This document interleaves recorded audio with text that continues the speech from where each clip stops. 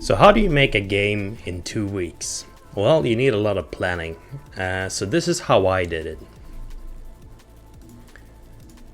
Many of these tips, I guess, will be applicable to even longer projects, and who knows, maybe this project will become longer if people enjoy it. It's a very rushed project, for sure. It's got a lot of quirks. I've focused way too much on graphics, which you can probably tell. But yeah, it's possible. So this is how I did it. First of all, I started with making a puzzle dependency chart. That is basically a flowchart of the entire game from start to finish. I also created a world map in a PowerPoint-like type world map. I will show you. Also created an inventory list of all the items that I'm gonna use, so I can refer to that anytime. And I also made a list of all the topics in the game. So what does this look like? Let me show you. So it all starts with an empty flowchart. I'm using draw.io, and there are many free tools. And this is the template I start with. I have a decided set of icons that I'm going to use to describe my entire game.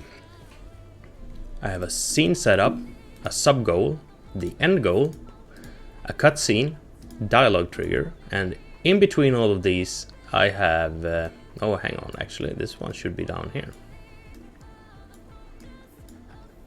Sorry about that.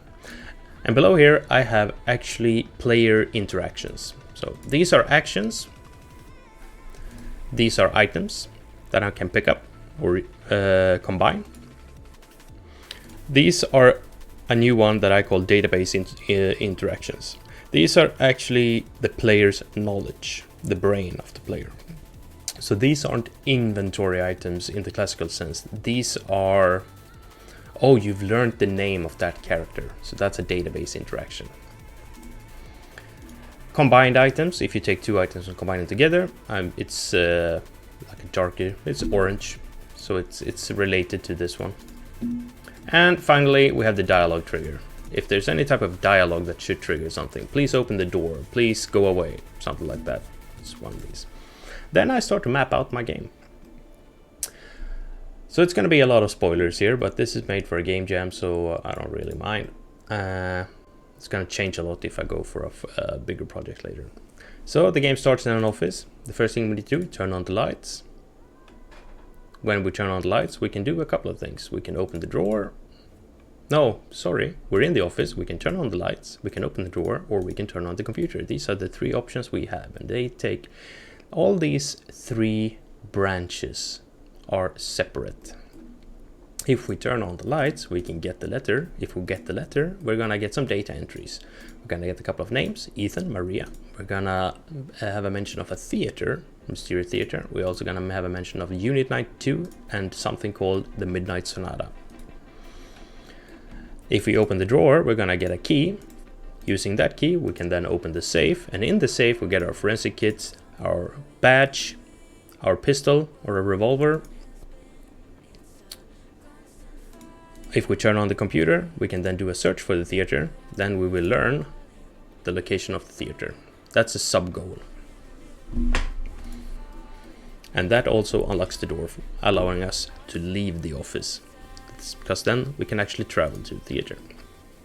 And then it continues like this. Outside the office, we have a street dweller. We can talk to him about Alex, introduce ourselves. We can learn about the construction site that's nearby, which will unlock it on the travel map. We can find some stuff, and so on and so forth, until finally the game ends over here. End of chapter.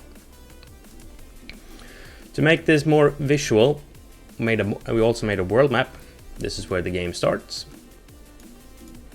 We can go outside the office. We can go from the outside the office, we go to the world map, and we can go back again.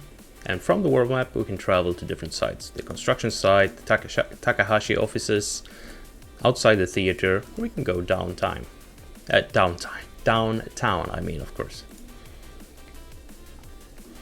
Also important, what kind of items do we need?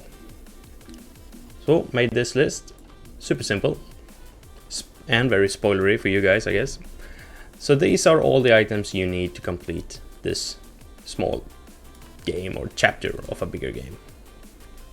And these is all the conversation topics that you're ever going to be able to, all the conversation topics you need to complete this game. In this game, I use something called a global conversation, which means that I have one dialogue game object or a topic game object, and it's shared between all the NPCs in the game. So if I unlock the topic theater here, that topic will appear on all the NPCs in the entire game. If that makes sense. So the dialogue are not unique for each NPC I meet. Well, the reply is unique, but the topic I can ask them is the same for all characters. If I want, I can do slight variations. For example, in the end, you meet a special character, and maybe I wanna make it more like a conversational cutscene and add some topics in between it. But yeah, the gist of it is that it's one global dialogue list for all the characters. It makes it very easy for me to keep track of dialogue. And yeah, so that's how I planned Shadows of Serenity, which is a spin-off game of Shield of Silence, which yeah, has the same abbreviation, SOS. Cool, thanks.